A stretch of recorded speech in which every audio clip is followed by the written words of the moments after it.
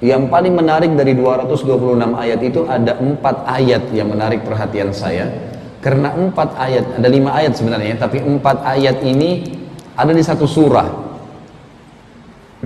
Dan satu surah ini ayatnya berentetan, berdekatan. Surah At-Talaq, surah nomor 65, ayat 2, ayat 3, ayat 4, dan ayat 5. 4 ayat ini semuanya membahas masalah fadilah takwa. At-Talaq, ayat 2, ayat 3, ayat 4, dan ayat 5. 4 ayat di dalam surah At-Talaq berurutan. Ayat 2-nya bunyinya, di akhir penutupan ayat 2 itu berbunyi, A'udzubillahi minasyaitonirrajim, wa may yattaqillaha yaj'al lahu makhraja. Siapa yang bertakwa kepada Allah, Allah akan berikan kepadanya makhraja. Makhraja ini, kalau kita mau fahami secara letterlet dalam bahasa Arab, teman-teman sekalian, kalau orang Arab lagi jalan di satu jalan dan sempit sekali buat dia, tubuhnya susah untuk bergerak, kemudian dia dapat ada ujung jalan itu sebuah tempat yang tiba-tiba mempertemukan dia dengan lapangan luas, dia bisa lari. Tempat transisi dari sempit ke luas itu namanya makhraj. Ini bahasanya ya. Biawak itu hewan yang cukup lumayan besar badannya. Tapi kalau kita temukan lubangnya, kalau di padang pasir, beda dengan biawak di Indonesia tentu. Biawak-biawak Indonesia bisa sembunyi di belakang tembok, kadang-kadang di pohon dan seterusnya. Kalau di padang pasir ini biawaknya gali lubang di bawah, di padang pasir. Itu kalau kita lihat lubangnya kecil seperti lubang semut. Tapi di bawahnya ada biawak tuh. Jadi biawak ini punya ciri khas. Dia kalau mau masuk, dia kalau buat lubang, dia masuk ke dalam, lubang itu ditempelin lagi sama dia. Jadi tinggal kecil, seperti lubang semut saja. Jadi orang nggak tahu, musuhnya nggak tahu kalau di bawah itu ada biawak gitu. Nah biawak ini kalau mau keluar, dia menubrukkan kepalanya ke lubang itu, menggali kembali, sehingga cukup untuk tubuhnya keluar. Nah pada saat biawak keluar dari lubangnya itu, akhirnya dia bisa mengangkat kepalanya dan menghirup udara di luar. Ini lubang yang besar ini dinamakan makhraj, tempat dia keluar gitu. Sehingga dia dari gelap sempit menjadi keluar. Kalau teman-teman lagi umroh dan haji, maka coba lihat pintu darurat di hotel itu, ada tulisannya pasti mim kha ra jim, makhraj, jalan darurat ini kan, yang bisa mengeluarkan pada saat penting, lagi genting, liftnya mati, kebakaran, ditulis makhraj. Jadi makhraj ini sebenarnya jalan keluar dari masalah yang berat yang sedang dihadapi. Ini janji yang pertama. Siapa yang bertakwa sama Allah, Allah pasti berikan makhraj.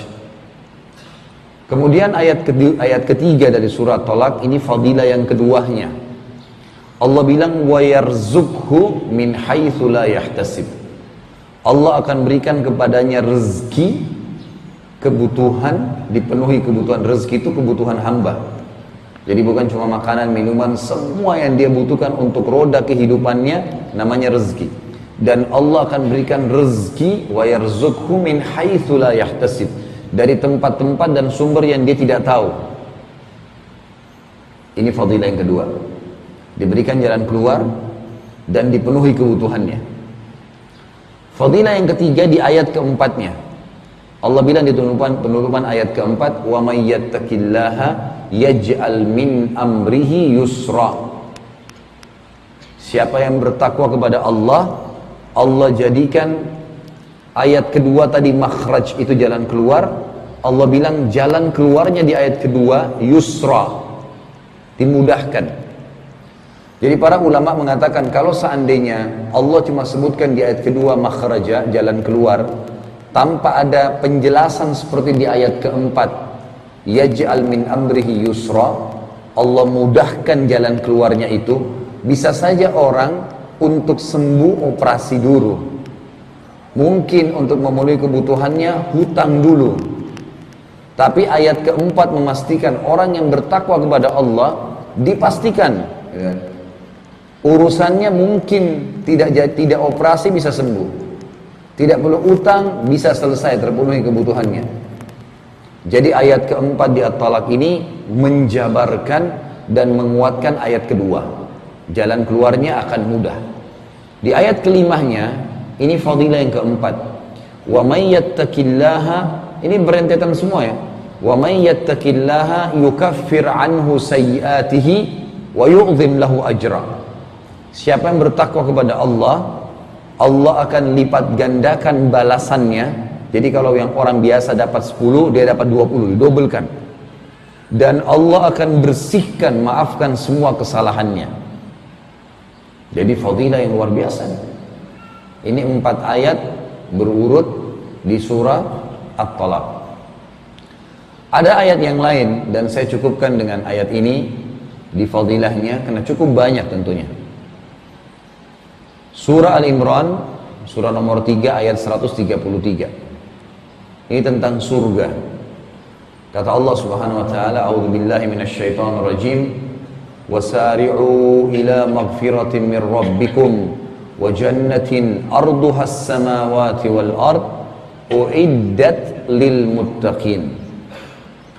Bergegaslah kalian, berlumba-lumbalah kalian kepada pengampunan Tuhan kalian dan kejarlah surga itu. Surga bukan sebuah istana kecil yang luasnya seluas langit dan bumi, yang hanya disiapkan, dijanjikan, diperuntukkan untuk orang-orang yang bertakwa. Artinya penghuni surga hanya orang yang bertakwa. Tidak bertakwa nggak bakal masuk surga.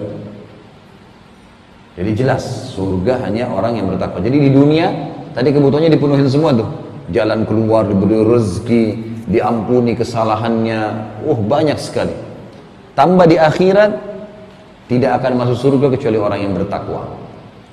Baik, coba kita pertemukan dalil-dalil ini. Al-Baqarah tadi 197 menyuruh kita untuk menjadikan takwa sebagai bekal. At-Talaq ayat 2 sampai ayat 5, kemudian Al-Imran ayat 1333 menjanjikan takwa dengan begitu luar biasa. Semua permasalahan dipenuhi di dunia, di akhirat masuk surga. Siapa yang tidak mau dengan ini? Luar biasa. Kalau begitu berarti tinggal pertanyaan kecil. Maukah Anda bertakwa? Tentu saja jawabannya iya. Hah? Mau bertakwa nggak? Hah? Cuma 3 orang yang nyaut. Masih hidup nggak ini? Berarti pertanyaan jawabannya mau bertakwa. Sudah tahu disuruh jadikan bekal, fadilahnya banyak. Ini 226 ayat baru 5 ayat yang saya bahas. Ini masih banyak. Masih banyak. Ada ayat lain berbunyi innallaha ma'alladzina taqaw walladzina hum muhsinun. Allah selalu menemani orang yang bertakwa, selalu bersama orang bertakwa dan orang yang selalu berbuat kebaikan. Dan ada banyak hadis, ayat 200 lebih, gitu kan, semuanya. Sekarang pertanyaannya tinggal puncak bahasan, apa itu takwa? Takwa ini cukup banyak ulama memberikan definisi, banyak sekali. Tapi yang menarik perhatian saya definisinya Ali bin Abi Thalib radhiyallahu anhu. Ali pernah berkata, waktu ditanya tentang takwa, beliau bilang at-taqwa al-khawfu minal jalil.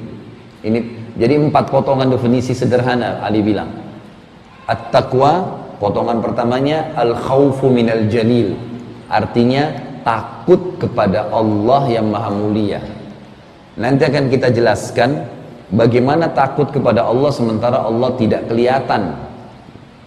Kalau kita takut dengan singa, harimau, tahu di depan mata kita bisa menerkam. Tapi di sini kita disuruh takut kepada Allah. Gimana caranya takut kepada Allah? Allah nggak kelihatan.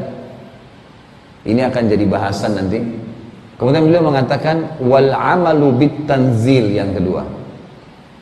Sudah al-khawfa minal jalil, takut kepada Allah. Kemudian yang kedua al-amalu bit tanzil, selalu beribadah, tunduk ya, melakukan perintah-perintah Allah sesuai dengan tanzil. Tanzil itu wahyu. Yang ketiga ar-ridha bil khalil, ridha terhadap apa yang Allah berikan walaupun sedikit di mata dia. ridho terhadap apa yang Allah berikan. Yang keempat, isti'dadu liyaumir rahil. Isti'dadu liyaumir rahil, punya persiapan untuk menghadapi hari pulang nanti, maksudnya kematian. Jadi 4 potongan ini akan jadi inti bahasan kita dan satu persatu saya akan rincikan. Kalau potongan pertama, al-khawfu minal jalil, ini inti bahasan. Bagaimana caranya supaya takut kepada Allah sementara Allah tidak kelihatan. Khusus poin ini, Bapak Ibu sekalian, ada 2 poin lagi di bawahnya, ada sub bahasan di bawahnya. Jadi untuk potongan pertama, takwa ini, takut kepada Allah, itu membutuhkan 2 poin untuk bisa memunculkan takut kepada Allah. Yang pertama, memahami hakikat la ilaha illallah. Memahami hakikat la ilaha illallah. Apa hakikatnya? La ma'buda bihaqqin illallah. Tidak ada yang berhak disembah kecuali Allah. Tidak ada pencipta, pemilik, penguasa, pemusnah, gitu kan? Di alam semesta ini, di langit, di bumi, di kedalaman lautan, kecuali Allah. Ini asas semua dakwah nabi-nabi di sini. La ilaha illallah. Apapun yang diseru selain Allah, teman-teman sekalian, coba bayangkan apa yang orang sembah sih di muka bumi ini.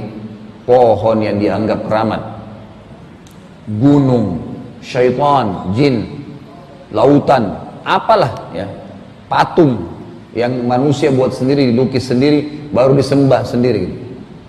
Semua itu, subhanallah, tidak bisa buat apa-apa. Tidak ada yang mereka bisa lakukan. Bahkan mereka semuanya mengikuti sistem yang ada nih. Sistem yang ada seperti pergantian siang malam.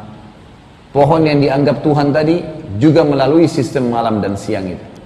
Hujan turun, dia nggak bisa tampung, dia nggak bisa nahan, tetap akan kena. Panas matahari kayak sekarang, dia juga akan kena teriknya matahari, nggak bisa.